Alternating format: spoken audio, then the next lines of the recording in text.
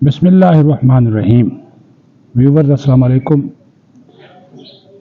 वज़ीर दाखिला मोहसिन नकवी का मिशन अमेरिका असल में था क्या? किसको कंट्रोल करने के लिए था? अंदर की कहानी। फिर अली अमीन गंडापुर की बगावत, पार्टी के अंदर ग्रुप बना लिया, इमरान खान का भी हुक्म मानने से इनकार, और उसके बाद रकन पार्लियामेंट की तनख्वाहों की कल हमने बात की थी, वो 10 लाख तो नहीं हुई, वो जनाब 5,19,000 हो गई। इसका क्या हिसाब किताब होगा, इसके बारे में भी आपको जो है वो बताएंगे।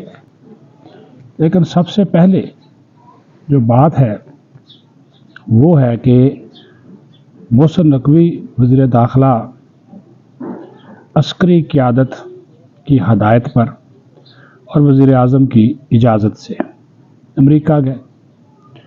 ट्रंप की हलफ बर्दारी की जो तकरीब थी उसमें तो शिरकत ना कर सके, ज़ाहिर है वो अंदर थी सर्दी की वजह से, लेकिन जो रात को इशाया दिया गया कैपिटल वन अरीना में, वहाँ पर वो मौजूद थे।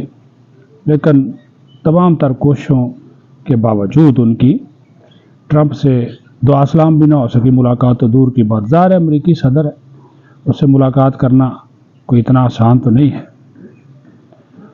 और उसके बाद फिर जो है वो उन्होंने मुख्तलिफ अरकान कांग्रेस और अमरीकी सेनेट के अरकान से मुलाकातें की, और उन मुलाकातों में ये इंकशाफ हुआ कि जो यूथड़ हैं या यूथिया ब्रिगेड है बैरून मुल्क, उन्होंने पाकिस्तान का इमेज बहुत ज़्यादा ख़राब कर रखा है, और वो पाकिस्तान के हवाले से न सिर्फ संगीन तहफ़्फ़ुज़ात ख़दशात का शिकार हैं, बल्कि इंकशाफ ये हुआ और ये इस बात की तस्दीक हो गई कि वो जो बाहर बैठे हुए यूथड़ हैं, ये सज्जाद बरकी, जबरान इलियास, ये जुल्फ़ी बुखारी, शहबाज गिल और माफिया, ये सारे जितने भी हैं, इनके तरफ से वो जो तवज्जो दिया जाता है, लॉबिंग फर्म ज़ाहिर की जाती हैं,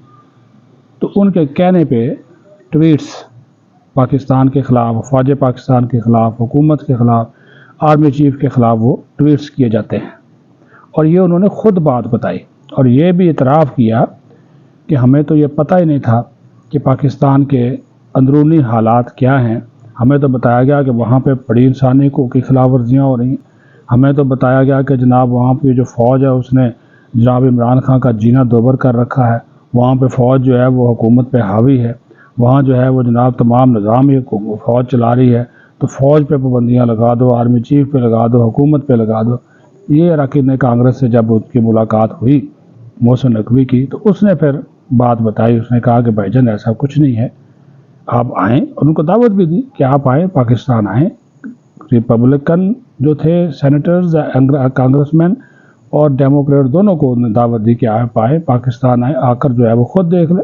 उसके बाद फिर आपको सूरत हाल का अंदाज़ा हो जाएगा कि इमरान खान जो है वो केसेस भुगत रहा है, कई केसेस में उसकी ज़मानत हो गई है, कई में उसकी रिहाई भी हो गई है, लेकिन वो जेल में इस वजह से है कि संगीन नौइयत के जो 9 मई जैसे केसेस हैं, GHQ हमला जैसे केसेस हैं, और उसके बाद ये 190 मिलियन पाउंड है, वो उन्होंने फिर ब्रीफ किया, तमाम तर केसों से ब्रीफ किया कि जनाब ये वहाँ पे सूरत हाल इस वजह से ऐसी है कि उसके ऊपर केसेस है, इस वजह से वो जेल में है, और अगर अदालतें उसको आज़ाद करनी है तो इसके ऊपर फ़ौज को कोई इतराज़ नहीं होगा। फिर ये बात भी बताई कि खैबर पख्तूनख्वा में तहरीक इंसाफ की हुकूमत है, पार्लियामेंट में तहरीक इंसाफ एहतजाज रोज़ाना करती है, उससे आज़ादी है, कोई पाबंदी नहीं है, कोई कदगन नहीं है, और इनके जो लोग हैं आज़ादाना आते जाते हैं, कई मुकदमात में जो हो चुके हैं।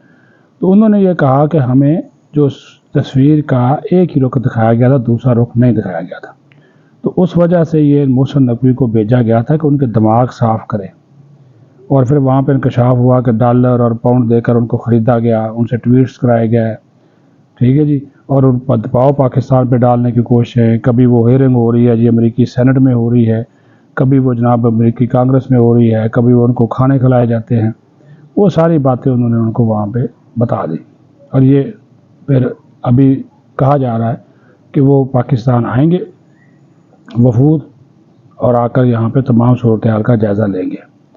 تو یہ جو کہا جا رہا تھا کہ ٹرمپ آئے گا اور عمران خان کو نکال کر لے جائے گا، ہنوز دلی دور است، اس میں ابھی کوئی کامیابی نہیں. وہ تو جو مٹی تھی، جو غرد پڑی ہوئی تھی، جو یہ آگ جلا رہے تھے پی ٹی آئی والے، اس آگ پہ کافی حد تک پانی جو ہے وہ حسن نقوی نے ڈالا ہے. دوسری بات جناب، کل چونکہ کر دیا فارغ عمران خان نے علی امین گنڈاپور کو پارٹی صدارت سے، راجہ صاحب آپ کو بتا چکے.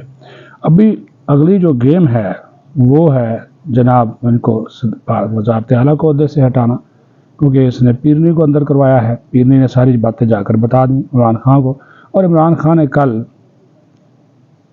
عالیہ حمزہ اور دیگر لوگوں سے، جنید اکبر سے، عاطف خان سے بھی ملاقات کی. یہ وہ لوگ ہیں جنید اکبر اور عاطف خان جو کہ اینٹی ہیں، جن کو علی امین گنڈاپور پسند نہیں کرتا، اور ان کے خلاف بڑی سازشیں کی ہوئی تھی اس نے، علی امین گنڈاپور نے، اور ان کو کہا تھا کہ یہ آپ کے بارے میں باتیں کرتے. کل عمران خان نے ان سے ملاقات کی اور اس نے اپنے دل کی باتیں کی، اور اس نے کہا عمران خان نے، ویسے بھی اللہ کا معاف کرے مکافات عمل ہے، یہ لوگوں کو دھوکے دیتا تھا، اب اس کے اپنے لوگ اس کو دھوکے دیتے. کہتا جی میں نے جس پہ بھی اعتماد کیا اس نے مجھے ہی ڈسا ہے. یہ عمران خان کا کہ یہ کل جملہ تھا کہ میں نے جس پہ بھی اعتماد کیا اس نے ہی مجھے ڈسا ہے. تو ابھی اس نے علی امین گنڈاپور کو سائیڈ لائن کیا ہے، لیکن انفارمیشن اندر کی یہ ہے کہ علی امین گنڈاپور اس فیصلے کو ماننے سے انکاری ہیں. انہوں نے خاموشی کے ساتھ اراکین نے صوبائی اسمبلی کا بھی ایک مضبوط گروپ بنا لیا ہے. ان کو اب فنڈ شنڈ بھی دے رہے ہیں تاکہ اگر ان کو تحریک عدم اعتماد کے ذریعے ہٹانے کی کوشش کی جائے تو وہ یہ کوشش ناکام بنائیں. ٹھیک ہے جی، لیکن ظاہر ہے اب وہ تو فیصلہ عمران خان نے کرنا ہے. جس دن اس نے کہہ دیا تو پھر کہہ دیا، لیکن وہ اپنے لگا ہوا ہے. تو وہ پارٹی صدارت سے ہٹائے جانے کے اوپر خوش نہیں ہے. وہ جنید اکبر کو ابھی تک اس نے چارج نہیں دیا عمران خان کے احکامات کے باوجود، حالانکہ اسے کہا گیا کہ وہ اپنی وزارت اعلیٰ کے اوپر توجہ دے اور جو ہے وہ معاملات ابھی چلنے دے، بعد میں دیکھیں گے. لیکن یہ طے ہو چکا کہ وزارت اعلیٰ سے بھی اس کو فارغ کرنا ہے، کیونکہ اس کا جو دوہرا رویہ ہے وہ اس کو لے ڈوبا ہے. دوہرا رویہ، دوگلا پن، وہ اس کو لے ڈوبا ہے. تو یہ چل رہی ہے، لیکن وہ آگے سے رجسٹ کر رہا ہے. اور اس نے جیسے یہ فیصلہ اس تک پہنچا ہے کل، اس نے کل سے جو اپنی لابنگ جو ہے وہ خیبر پختونخوا میں شروع کر دی ہے تاکہ اپنی جو ہے وزارت اعلیٰ وہ بچا سکے. لیکن دوسری طرف یہ جنید اکبر، عاطف خان گروپ، اسد کیسر گروپ ہیں، یہ سارے بڑے جو ہے نا وہ متحرک اور فعال جو ہے وہ ہو گئے ہیں. یہ بھی آپ کو جو ہے وہ ہم بتا دیں. آ جائے جی، ایک وفاقی سیکرٹری کے برابر تنخواہ ہوگی اب ہر ایم این اے اور سینیٹر کی، اور ایک وفاقی سیکرٹری کو اس وقت جو تنخواہ ملتی ہے تقریباً کوئی 7.25 لاکھ روپیہ ہے. 7 لاکھ. اچھا، اس میں کٹوتی ہوتی ہے 1,85,000 کی ٹیکس کی. وہ تمام مراد بھی جو کہ شامل ہوتی ہیں تو وہ بچا کے وہ بنتی ہے جی 5,19,000. تو اب جناب ہر ایم این اے، ہر سینیٹر کی تنخواہ 5,19,000 ہوگی. 1 جنوری سے یہ لاگو کر دی گئی ہے، اور یہ ایک وفاقی سیکرٹری کے برابر ہوگی. کل میں نے تھوڑا سا آپ کو بتایا تھا نا کہ 10 لاکھ مانگ رہے ہیں، اور تحریک انصاف والے بھی اس کی فیور میں ہیں. تو آج اس کا میں آپ کو فالو اپ بتا رہا ہوں کہ 10 لاکھ پہ تو اسپیکر نہیں مانا تھا، لیکن 5,19,000 ایک وفاقی سیکرٹری گریڈ 22 کا جو آفیسر ہوتا ہے اس کے برابر جو ہے وہ تنخواہ ہوگی، اور تمام مراحت اور سہولیات بھی ملے گی. تو اب یہ ہوا کہ جتنے اراکین صوبائی اسمبلی تھے ان سب سے زیادہ تنخواہ ان کی ہو گئی ہے. پنجاب میں تقریباً کوئی 4.25 لاکھ ہے، بلوچستان میں کوئی 4.5 لاکھ ہے، خیبر پختونخوا میں تقریباً کوئی 3.5 ہے، اور سندھ اسمبلی میں کوئی 1.5 لاکھ، 1,55,000 کے قریب ان کی کم ہے. وہ بھی اب بڑھائیں گے ظاہر ہے. تو یہ یہاں پہ جو ہے وہ بڑھا دی گئی ہے، اور پرائم منسٹر سے کہا گیا کہ اس کی اپروول ہو جائے گی، اگر رسمی کارروائی ہوتی ہے تو ہو جائے گی. اچھا اقدام اسپیکر صاحب نے یہ کیا کہ یہ جو ملازمین تھے ان کا اوور ٹائم بھی بڑھا دیا. وہ روزانہ کا جو اوور ٹائم تھا نا وہ ان کو 400 روپیہ ملتا تھا، تو وہ اب وہ بڑھا کر 1,000 کر دے. انہوں نے کہا جی بڑے عرصے سے یہ بھی نہیں بڑھا ہوا، 400 تو کچھ بھی نہیں آج کل مہنگائی کے دور میں. تو ہم جب یہ ایکسٹرا ڈیوٹی کرتے ہیں، یعنی کہ 8 گھنٹے سے زیادہ اگر آپ سیشن چل رہے ہو، اور یہ اوور ٹائم صرف سیشن کے دنوں میں ملتا ہے، کیونکہ جب آپ کا 5 بجے اجلاس شروع ہو اور رات 6 بجے تک چلے تو وہ پھر 1000 کے حساب سے وہ جو ہے وہ اوور ٹائم جو ہے وہ ان کو ملے گا. تو یہ ایک اچھا اقدام ہے، اس کو سراہنا چاہیے. ملازمین ہیں، چھوٹے ملازمین ہیں تو یہ ابھی دیکھیں کہ اس کے اوپر قومی خزانے کے اوپر بوجھ تو پڑے گا، لیکن جو اراکین قومی اسمبلی اور سینیٹر ہیں ان کی تنخواہوں میں تقریباً کوئی 125% اضافہ ہوا ہے. ایک ایم این اے، ایک سینیٹر کی جو تنخواہ تھی کٹ کٹا کے وہ تقریباً کوئی 2,18,000 روپے بنتی تھی. اس میں ان کے جو یہ سال کے 3 لاکھ روپے کے ٹکٹ جو ہے نا وہ اس میں شامل نہیں ہیں، تو وہ 2,18,000 بنتی تھی. اب 5 لاکھ جو ہے وہ 5,19,000 ہو گئی، یعنی کہ یہ 100% سے زیادہ تقریباً 125% یہ تنخواہ جو ہے وہ کر دی گئی ہے.